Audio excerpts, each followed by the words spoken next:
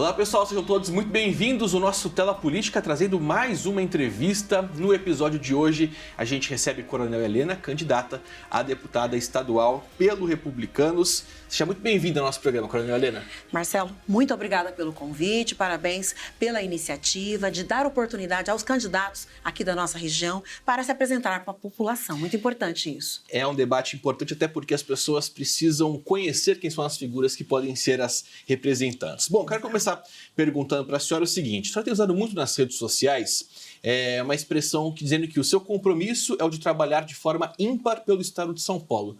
De maneira geral, que forma ímpar é essa?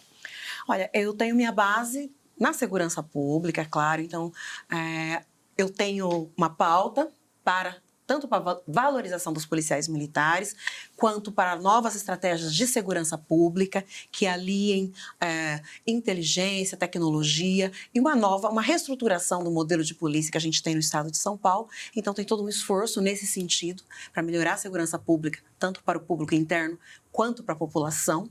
Tem algumas bandeiras que eu trabalhei ao longo da minha carreira, que é a questão da violência contra a mulher, que é a questão do desenvolvimento focado na superação justamente de situações que eu vivenciei. Por exemplo, a questão do jovem, a questão da mulher em situação de violência, cuja dignidade depende muito de um quadro de situação, em que você tenha capacitação, que você tenha acolhimento, que você tenha encaminhamento para o mercado de trabalho. Então, são pautas importantes para mim. E eu tenho focado muito, porque eu tenho andado a região e as pessoas têm me perguntado muito o que vocês podem fazer pelas pequenas e médias cidades. Então, a questão do desenvolvimento regional é importantíssima.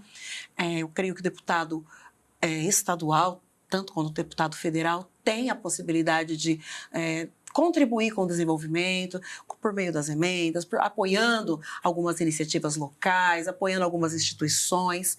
Então, é nessa forma. A gente tem esse foco que é regional, mas também não longe, não se afastando da base da segurança pública e de pautas que me são muito caras, como a questão da mulher e do desenvolvimento humano. Pegando esse gancho de mulher, a senhora é uma pessoa que se apresenta, inclusive, como uma mulher de criação humilde, mas que é bem sucedida.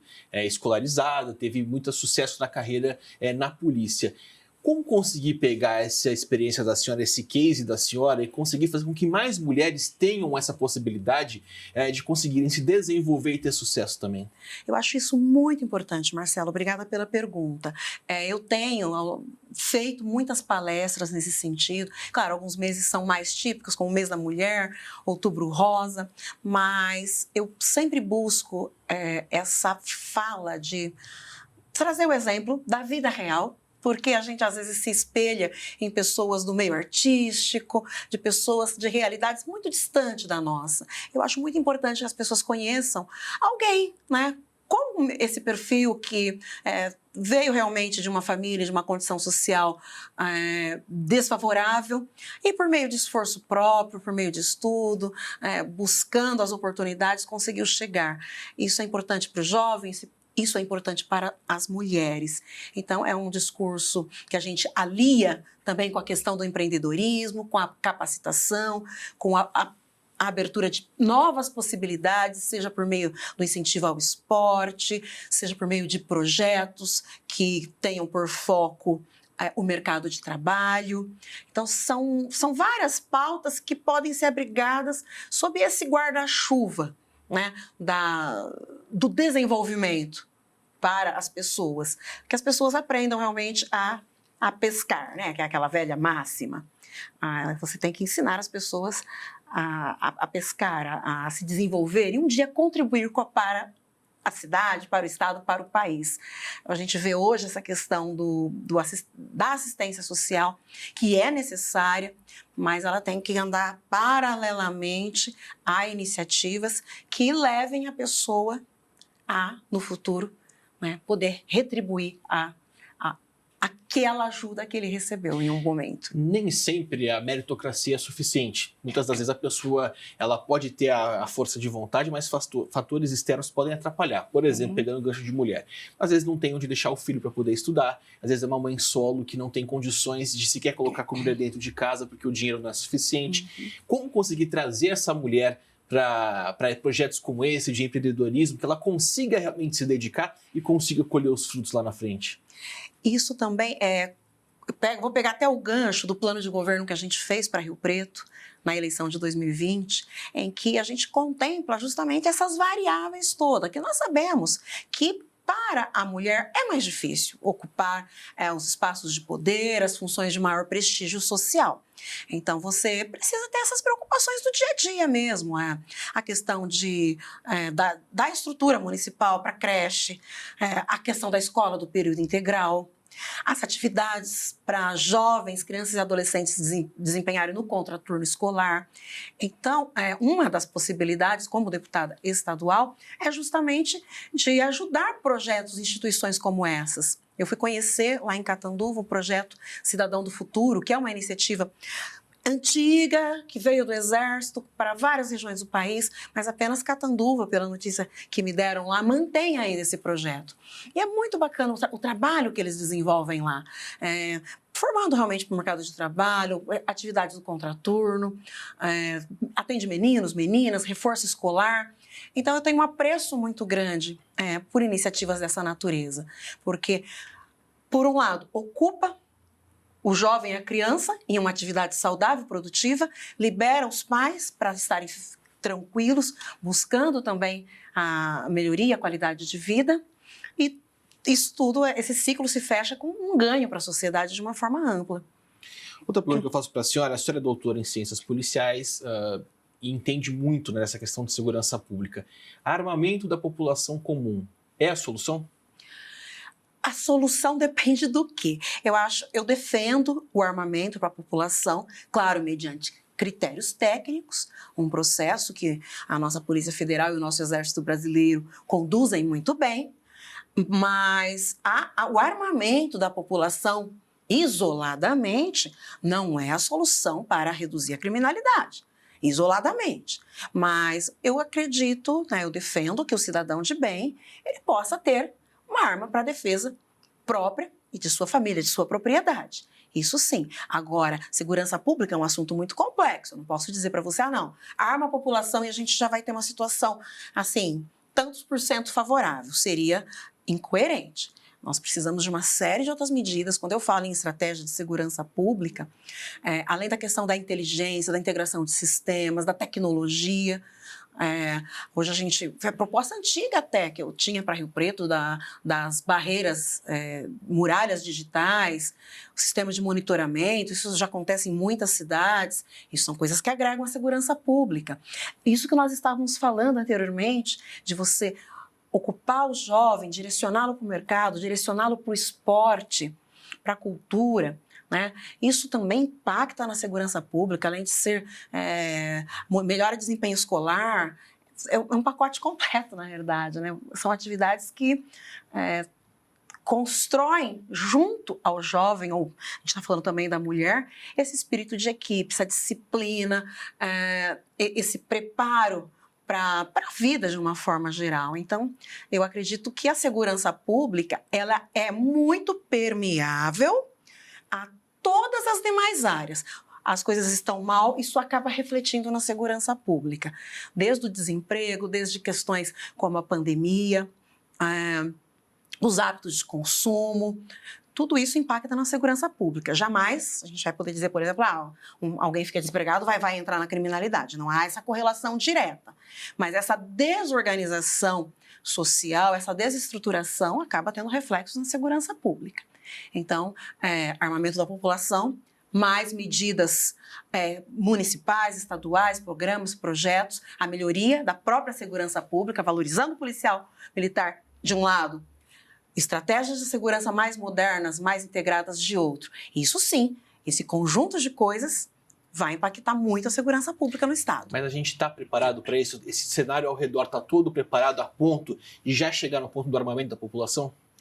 Acho que a gente está no caminho para algumas coisas e outras coisas ainda precisam ser melhoradas. Quais delas? Por isso que a gente aposta também num novo governo para o Estado de São Paulo, em que haja esse investimento de fato na segurança pública, até para que a gente tenha um controle também maior, condições também de acompanhar melhor essa questão do armamento da população, né? Então, a gente precisa de uma estruturação. A gente vê hoje as forças de segurança muito defasadas em termos de salários, temos os piores salários do Brasil, em termos de programas que contemplem moradia, saúde, segurança jurídica. Então, tudo isso está muito defasado, tanto na Polícia Militar, quanto na Polícia Civil, na Polícia Penal. Então, são melhorias de estruturação que o Estado precisa investir para que essa polícia ela tenha condições, inclusive, de fiscalizar melhor essa questão do armamento. O trabalho da polícia no mundo ideal não seria o suficiente? Há necessidade da pessoa, insisto nesse assunto, porque é um assunto que realmente está muito à tona, tem vindo muito à tona nos últimos tempos e está norteando os trabalhos aqui durante a eleição. O cenário ideal não seria a população desarmada e uma segurança pública impecável a ponto da pessoa não precisar se defender? Olha, o cenário dos sonhos seria esse, mas a gente tem que trazer todas essas teorias para a realidade brasileira. O que a gente vê também, mas assim, fazendo um estudo de polícia comparada, tem muitos países em que o armamento é muito acessível e você não vê grandes índices de criminalidade. Nós precisamos trabalhar tanto nas questões sociais, quanto nas questões de estruturação da polícia e ter, claro, uma polícia cada vez melhor, cada vez mais estruturada, valorizada e motivada, entregando um serviço de melhor qualidade para a população, porque isso faz parte são dois lados da mesma moeda. Quando você valoriza o policial, ele entrega um serviço melhor para a população. Então, isso também tem que acontecer, mas isso não inibe o fato de que o cidadão também tenha o seu direito de se defender, né? Assim como existe armamento nas mãos de bandidos, o desarmamento ele teve toda essa política de desarmamento, ele teve esse resultado de tirar as armas das mãos das pessoas de bem e apenas as pessoas ruins é que têm, né? Porque consegue por outros meios ilegais. Então, acho que isso gera, pelo menos, um equilíbrio de forças. Vamos mudar um pouco de assunto, falar um pouco de política. No primeiro trimestre, finalzinho de março, comecinho de abril, o nome da senhora começou a ser ventilado para ser uma eventual vice na chapa de Tarcísio de Freitas. Inclusive, a imprensa noticiou na época que o presidente do seu partido estaria conversando, porque seria um pedido, inclusive, do Tarcísio de Freitas. O que aconteceu? Por que esse papo não avançou? Foi uma falta de interesse do projeto, uma falta de interesse do lado da senhora? Onde foi que esse assunto não se concretizou? O interesse era mútuo. Na verdade, o Tarcísio ele tomou a decisão de se filiar ao Republicanos, meu partido, aqui em São José do Rio Preto, na nossa sede regional. E, assim, nós conversamos por uma hora e pouco e ele realmente viu a seriedade do nosso projeto, nos conhecemos ali naquela ocasião. E, sim, surgiu essa possibilidade, só que ele, na época, ainda estava ministro, né? Ele ainda tinha vindo, inclusive, inaugurar, junto com o Bolsonaro, a BR, as obras da BR, e ele tinha na mão ainda a possibilidade de ir para o PL. Quando ele tomou a decisão de vir para o Republicanos, essa possibilidade de eu ser a vice, ela caiu por terra pela necessidade de formar alianças, apenas por isso, porque seria muito mais complexo sair uma chapa pura para o governo do Estado. A gente precisa das alianças. Falando ainda em Tarcísio de Freitas, a pesquisa Real Time Big Data, divulgada hoje pela TV Record, mostra que o Rodrigo Garcia empatou com o Tarcísio. Eles estão ali os dois em segundo lugar com 20%. Os números do Tarcísio deram uma estacionada e o terceiro colocado chegou no segundo colocado. O que a senhora avalia? Como que a senhora enxerga isso? Onde está errando a campanha a ponto de não conseguir crescer mais? Acho que não está errando propriamente. Eu acho que é um ajuste. A campanha propriamente dita, começou há menos de uma semana. O Tarcísio tem trabalhado muito, a equipe dele é muito profissional, muito séria. E eu creio que essa oscilação seja natural. O importante é que ele não parou de crescer, né?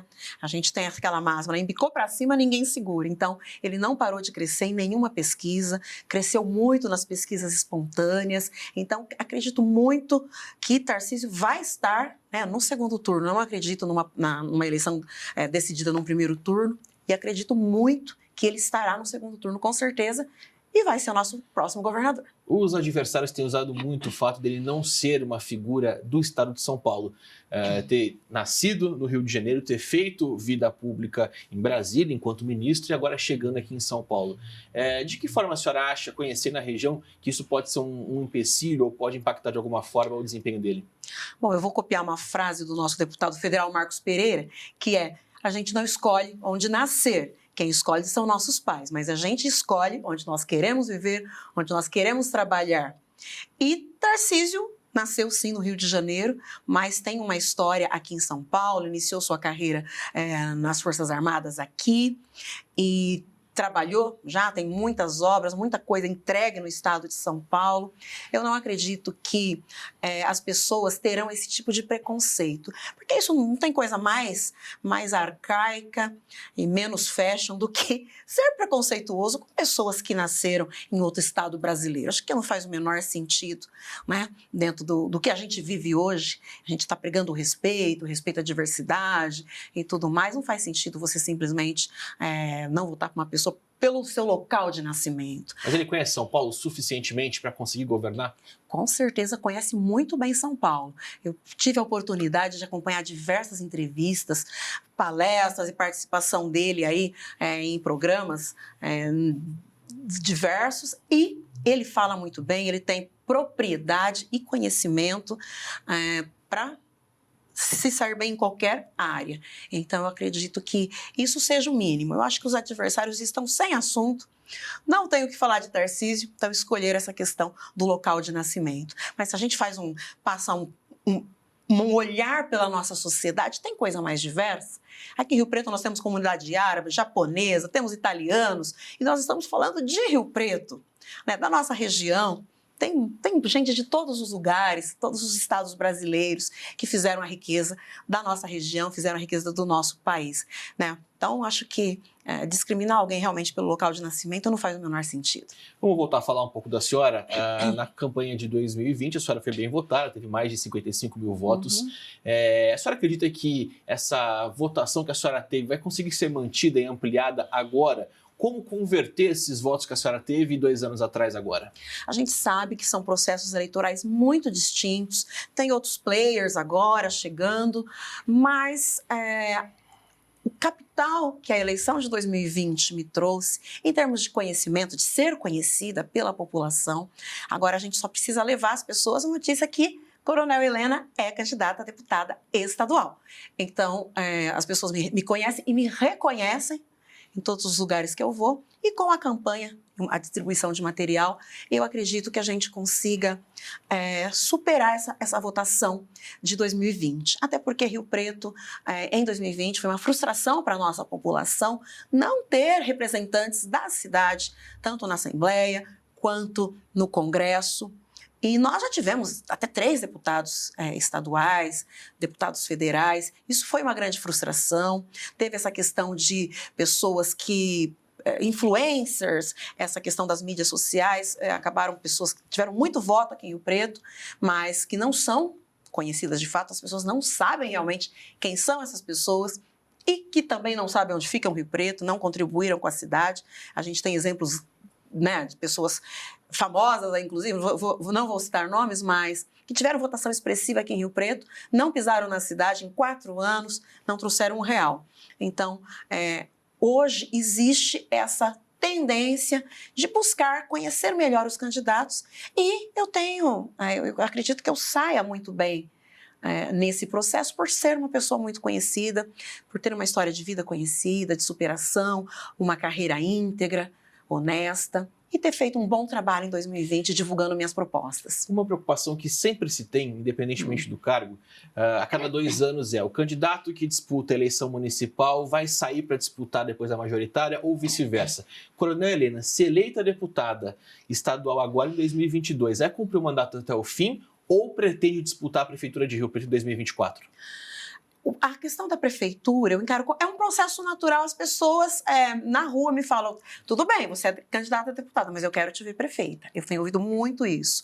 Então, são questões ainda que estão em aberto, a gente ainda precisa de uma definição nesse sentido, mas a prefeitura é um objetivo. A Prefeitura de Rio Preto é um objetivo. Não seria, então, o mandato da senhora, o eventual mandato como deputada estadual, só uma transição, algo temporário que a senhora vai abandonar daqui a 2 anos? De forma nenhuma. A ideia é trabalhar com todo o nosso potencial, ajudar a cidade, trazer melhorias para a cidade. Esse processo, como eu falei, ainda não é uma questão fechada, é algo natural que eu seja candidata à Prefeitura de Rio Preto num próximo momento, porque é uma liderança que surgiu aqui na cidade, mas o trabalho vai ser feito, de qualquer forma ele vai ser feito em prol da cidade de Rio Preto e da região noroeste. Bom, falando um pouco sobre isso, a senhora, uma pergunta que eu tenho feito para todo mundo que senta aqui, a importância do candidato e do voto regional. A senhora deu uma pincelada, citando o exemplo da deputada que foi a mais votada e não veio para cá. A população está preparada, está consciente ao ponto de saber que precisa eleger quem conhece a região, quem é da região? O que eu vejo, inclusive nas andanças, aí agora que a gente está em plena campanha, é que a polarização, essa questão de presidente, governador, tem tirado um pouco o foco da importância de se escolher um bom deputado, um bom nome.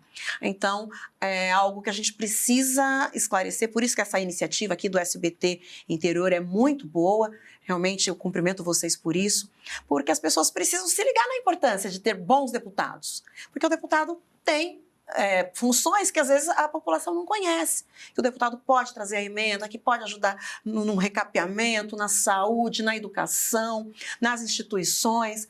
Parte da população desconhece esse papel do deputado. Então é importante que seja esclarecido e, claro, aquelas pessoas que se importam com a região, ou que são daqui, ou que já demonstraram a presença, que vieram, como o deputado Marcos Pereira, que não é da cidade de Rio Preto, mas que mandou mais de 23 milhões para Rio Preto, mais que qualquer outro deputado que é aqui da região.